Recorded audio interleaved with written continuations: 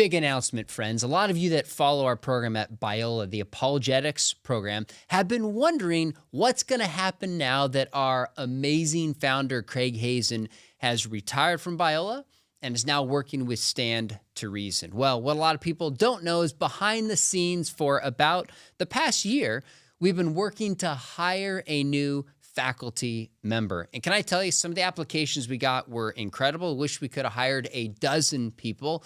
But the person who bubbled to the surface I'm absolutely thrilled about and want to introduce you to for a bunch of reasons is my newest colleague, Miretu Gutta. Thanks for coming on and congratulations. I just want to know, I wasn't there, but I'm really curious because I remember the moment when Craig Hazen called me and said, we'd love you to come teach. I was like, wow, they want me at Biola. Like there's no way. I was blown away. I was just teaching high school at that point. Tell me the moment you heard and kind of what your reaction was that you're going to come be a part of the faculty here at Talbot. It was a very, very emotional time for me. And I couldn't actually read the letter that I was given, the job offer letter. It was tough for me for so many good reasons. And I lost my mom, back in 2021. And prior to that, I lost my only young sister that I had. And just emotions piled up and I wished they were around. This would have been like an awesome time to celebrate.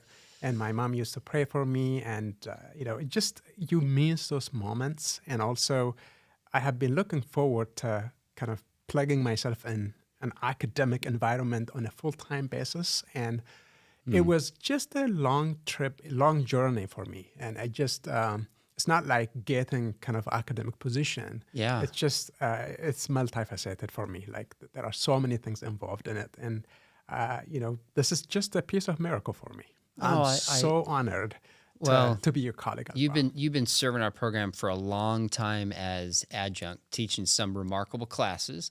Tell us maybe just 2 or 3 of the classes that you've taught, which will help people understand some of the unique angle and study you're bringing to the faculty. Yeah, some of the courses are very, very timely and very technical at the same time. For example, I have introduced the philosophy of neuroscience, which I've taught twice, the philosophy of transhumanism, the philosophy of AI, which I taught this past year, and the philosophy of physics, which I also taught.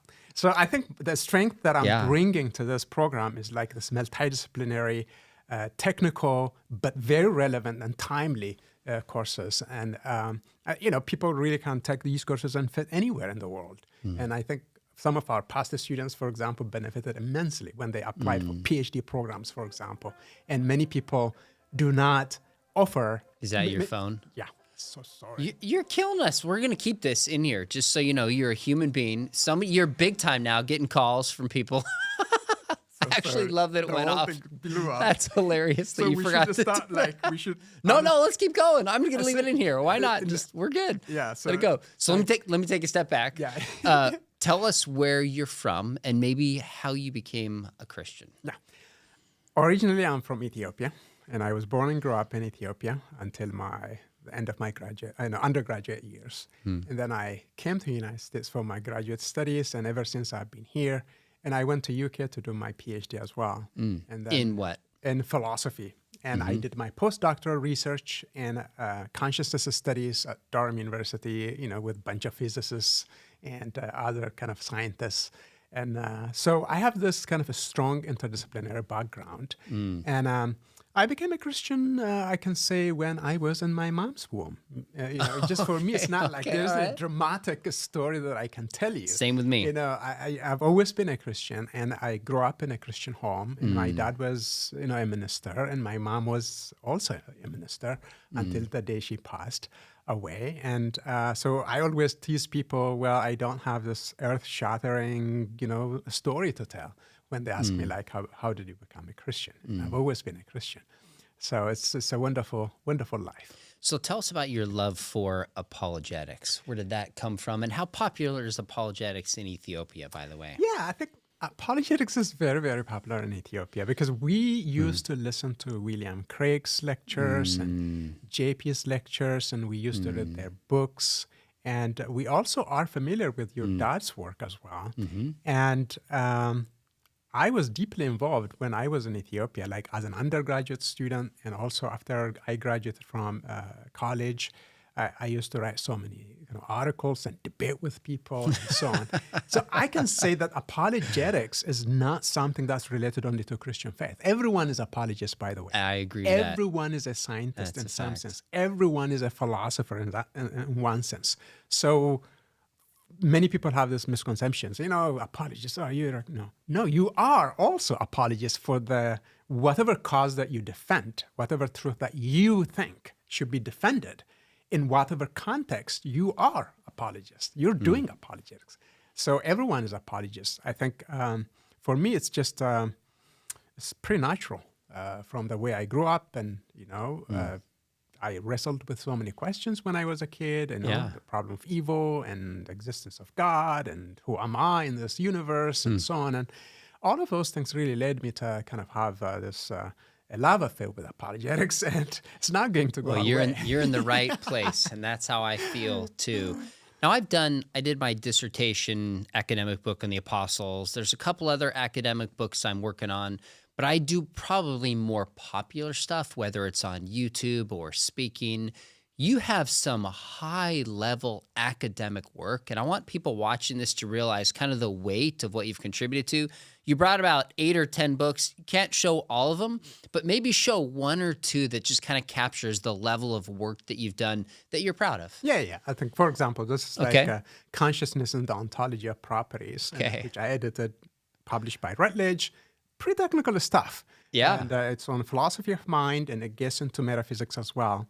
And this international team of scholars, teamed up with me, and we produced this. And another book is on selfhood, autism, thought insertion. Thought insertion is a psychiatric phenomenon, and this is a wonderful stuff as well. And this brings actually a kind of phenomenology, metaphysics, philosophy of mind, even linguistics, all in one place. Amazing. So, yeah, I do high-level. And this one, by the way, work. with Scott Ray, who's my co-author of the Think Biblically podcast about personhood. And this relates to questions like abortion, relates to questions of artificial intelligence. Yeah. That's really your lane and interest, isn't it? Kind of philosophy of mind. Mm-hmm. But what else are you going to teach, by the way? Do you know yet, or is that I will be teaching the philosophy of neuroscience again next fall. And also I'll be teaching philosophy of science. And I'm directing independent studies on quantum physics and philosophy of mind for one of the students who is at the Department of Philosophy here. So I think it would be fun. I think we will really have a good time, because I am very crazy about abstract things and technical things. But to kind of trickle them down to an understandable level, it's not like simply just because these are abstract things and I just want to live in my own like cubicle, just a kind of Platonic realm. I just want to make them to be digestible and understandable and bring them to the level where everyone really feels at home with these concepts. So that will be my biggest contribution moving forward. And I have a ton of books lined up already with Wiley, for example, on AI. Oh, wow. I'm one of the editors of almost about 700-page book, volume. And another book on AI is coming with Bloomsbury. I'm actually submitting a proposal. And Fantastic. A couple of other books as well. My own books, monographs, are already finished. JP's book with Brandon Rickabaugh, I consider the technical and best defense of substance dualism. You've got a chapter in the back, and they asked you to contribute there. And I mention that because I want people watching this to realize just the level of training and expertise you're doing in the academic world. But part of the process is we saw your reviews, and students are like, Dr. Gutta can communicate in a way in the classroom to people who might be intimidated by philosophy of physics, philosophy of neuroscience. No, you break it down for people in a way that's understandable and interesting. And I'm glad you're tackling these topics because artificial intelligence, like you said, these are some of the biggest questions today, and you're going to help our students think through it. Last question. Why should students come and study in the Apologetics program at Talbot School of Theology, Biola University, with us, and in particular with you? Honestly, you are a celebrity. You know that. I don't know about that. There is no better place than apologetics program here at Biola University. Honestly, it's a cutting-edge training that students actually receive. And we actually get the students from all walks of life. We do. And highly trained in their own area of expertise.